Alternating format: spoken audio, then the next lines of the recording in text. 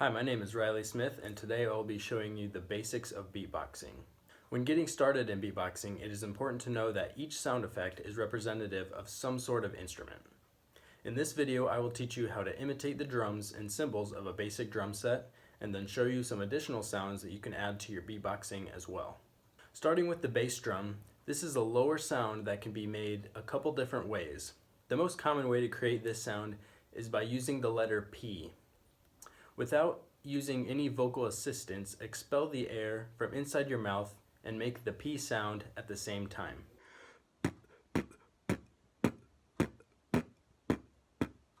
Another way to make the bass drum sound is to use what is known as a glottal attack.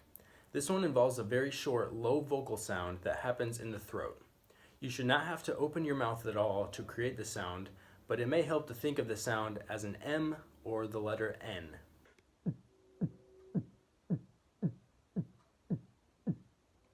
That is the bass drum beatbox effect. Next we'll learn about the snare drum effect. This can be created using multiple different techniques. The most simple sound effect for a snare drum would be to use the letter K sound. Once again, there will not be any vocal sound, but just use the air in your mouth to create the sound with the letter K.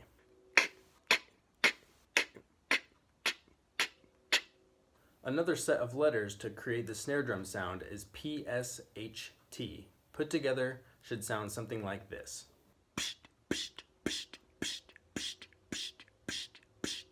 A third way to use the letters is CHT. Here is an example. Those are the three ways I have for learning the snare drum sound effect in beatboxing. Next, I'll be explaining the hi-hat cymbal. To get a closed hi-hat sound, use the letters TS. Put them together to sound like this.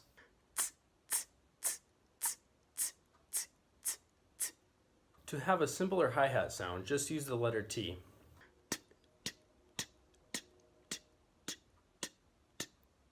For an open hi-hat sound, use the letters PSH.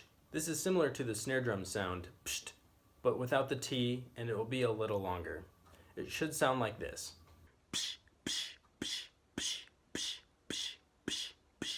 This is the closed and open hi-hat cymbal. Finally, for the drum set portion, we have the crash cymbal. This is a loud cymbal which uses the letters KSH. Here's the crash cymbal.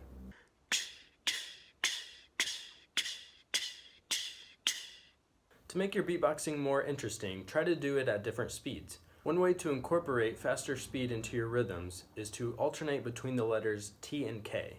It might sound something like this. Another way to add some style is to incorporate sounds that simulate record scratching. This one is a little harder to explain with letters, so here are a couple of examples that I have come up with for record scratches you can use. Once you learn the basics of beatboxing, you can add these extra sounds to make it more interesting. Here's a finished product of what beatboxing sounds like when you put it all together.